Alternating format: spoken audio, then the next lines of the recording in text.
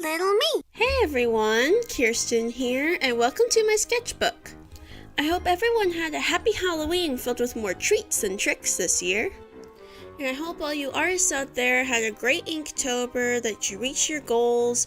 I had a lot of fun this year, I hope you did too. Now originally I was going to do an Inktober video more towards the middle of the challenge, but life got crazy and it didn't work out that way. So instead I decided to make a video about what I learned from Inktober this year and some tips I derived from that, as well as what happened to me right before the challenge started, so ooh, story time. Now before we go any further, I just want to let you know that this year I chose to do Inktober digitally for a number of reasons, mostly because it was more convenient for me and I thought it would help advance the skills that I want to improve, which is basically what Inktober is all about, right? Now, to make this more like the original challenge, I did set some rules for myself, like I couldn't use Ctrl-Z, the eraser tool, or any of the transformation tools. However, I did use the eraser tool and the Ctrl-Z for the different glow effects I did in addition to the ink drawing itself. And I did use layers so that way I could separate the special drawings I did from the ink drawings. But the full ink drawings themselves were done without those tools. And now working this way was really difficult at first, but it did teach me a lot about digital inking. Now in terms of sketching and layout, I learned more about composition and visual storytelling, but I think the number one thing I learned this year was why digital art usually takes so long. That reason being the constant use of the Ctrl-Z. Now for those of you who don't know, Ctrl-Z is the undo command on the keyboard. And when an artist constantly uses that undo command, they're basically drawing the same line like 5 different times or more, which is very time consuming. There are far quicker ways to fix a line other than just redrawing it. Like for example, you can just use the eraser tool to smooth out a line. Or better yet, you can use the warp tool to adjust your line to your desired shape. Now when I first started the challenge, I thought inking my drawings would take forever. But not using Ctrl-Z allowed me to learn how not to rely on it so much, thus allowing me to work more quickly and effectively. And sometimes I do think that digital artists, including myself, do rely on Ctrl-Z a little too much. Now, I'm not saying that if you use Ctrl-Z that you're a bad person or a terrible artist or anything like that. No, I'm just saying that there are other ways to fix your drawings other than just redrawing the same line over and over again. So maybe step outside your comfort zone and try not hitting Ctrl-Z and see what you can do. Now, I know the challenge is over, but I did want to give some digital inking tips, just because I know that digital inking can be very difficult when you first start out, especially if you don't have a screen tablet to draw on.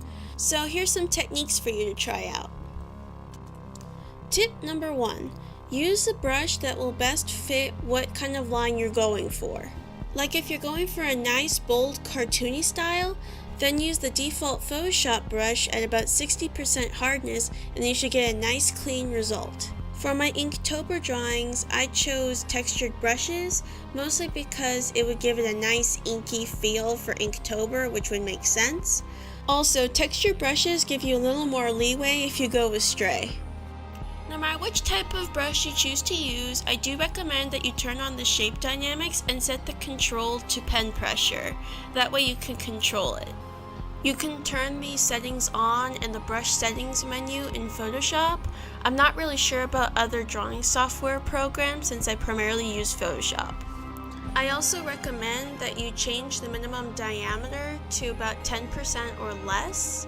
That way you get a nice thin or thick line. Tip number 2. Use your entire arm to draw instead of just your wrist. Now what exactly do I mean when I say this? Well, when you think about it, when you write your name or when you're writing an essay, you don't use your entire arm to write out words. You basically use all the muscles in your hand as opposed to your upper arm or your elbow. because you don't need to cover a big space. However, when you draw, you're going to be covering bigger areas and you're going to need smoother lines. It's more than just a tiny little area. With detailing, that's a little different, but with long lines that cover most of the page, you're going to need to use the power of your arm and your elbow. So instead of just using your wrist to move the stylus or the pen, use your elbow to pull your hand back and use your upper arm to move your elbow.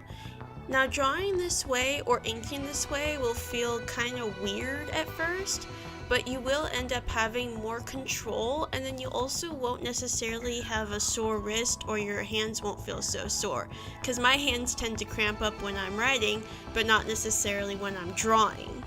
Also, to avoid shaky line work, try drawing your lines a little faster than you'd think you'd need to.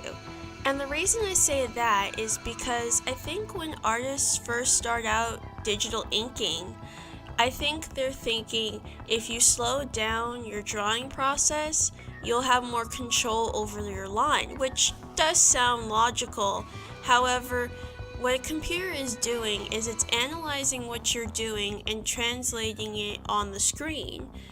So the slower you go, the more information you're giving it. And our hands do tend to jitter, even when we don't want them to. So the computer will be picking up those jitters, thus making some shaky line work. However, if you go slightly faster, it will smooth out that line work because the computer will have less information to go off of. Tip number 3. Now this tip is a little more oriented towards the Inktober challenge, but I do think it will be useful for those of you who want to do the challenge next year, and that's to sketch out your drawings ahead of time, so that way you just have to ink your drawings on each particular day. Now let me explain why I'm giving this advice.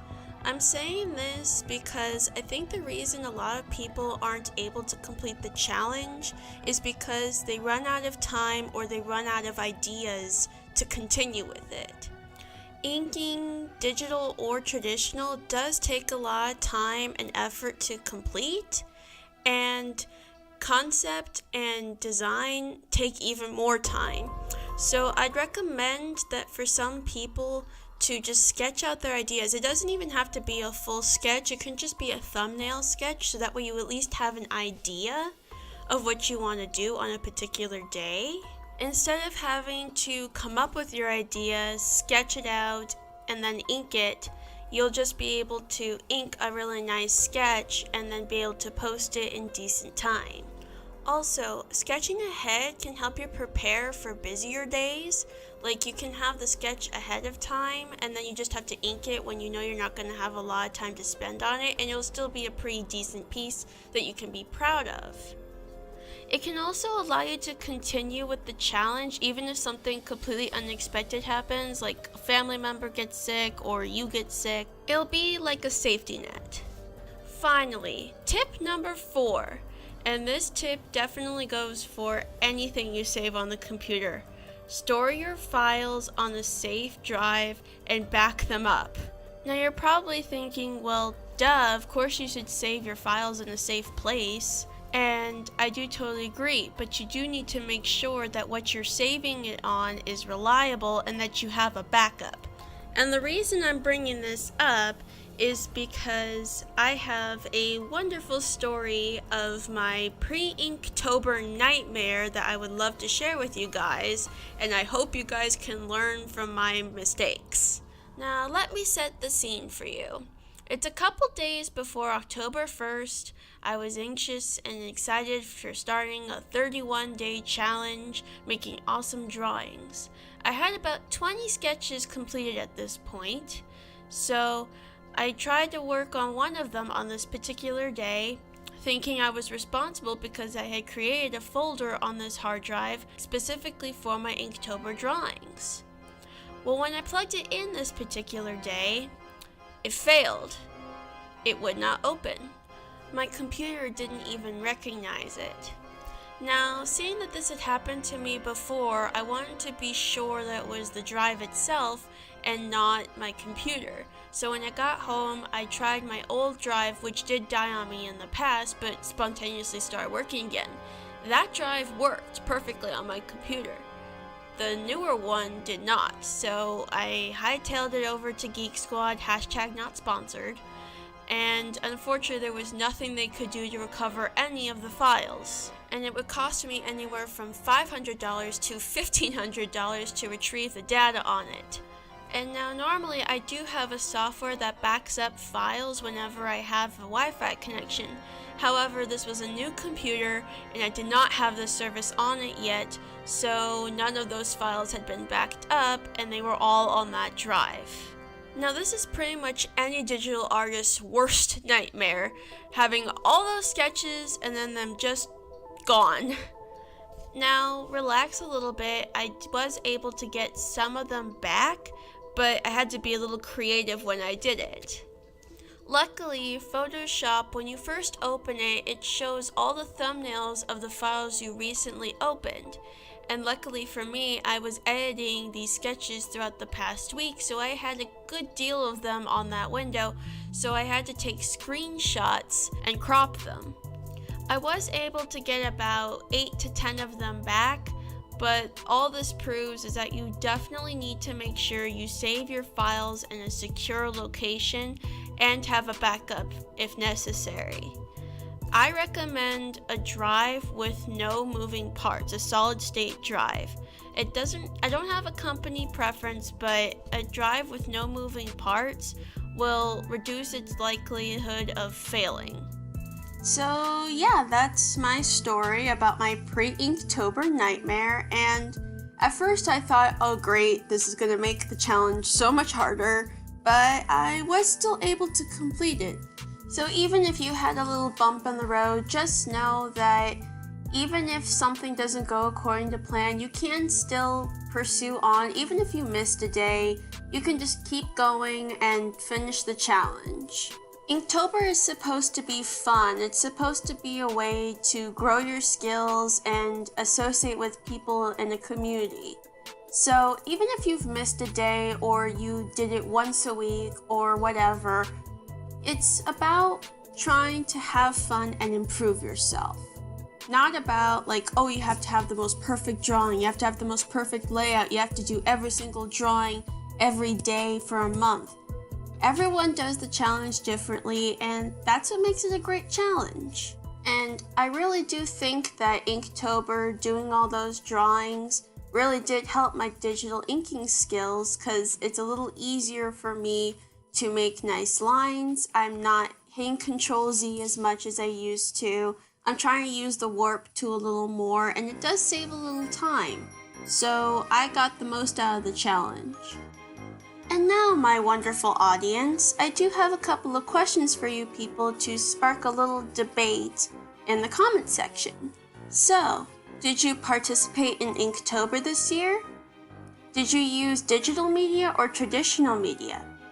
Were you able to complete the challenge, or did you only do a certain amount of days? Did you sketch in advance to help make it easier to complete the challenge? What do you advise other people to do in order to make completing the challenge easier? And finally, did my digital inking tips help you in any way? Because I do know that digital inking can be difficult the first time around, especially if you don't have the right materials to do it with. So if any of my advice helped you, I would really like to know. Or if you have any advice, leave it down in the comments. And one more thing before I go, one of the reasons I chose to do Inktober digitally this year is because I am going to be making a coloring book, and I will be making it available more in December or the end of November, so please stay tuned for that. I will make an announcement, and if you would like to buy one for a Christmas gift or anything like that, it would be very appreciated by me. There will be more than just the Inktober drawings in it. There will be other coloring pages in there too. And I do like coloring books because I do think they're very useful in this very stressful world we live in. And it's kind of fun to color in stuff. It takes a little bit of stress away from you. So keep an eye out. I will announce it on Instagram once the book has been released. And I also will make a video announcing it as well. So please keep an eye out, and your support would really help this channel. I would really appreciate it. And thank you very much for watching. And until next time, have an animatedly great day. Bye!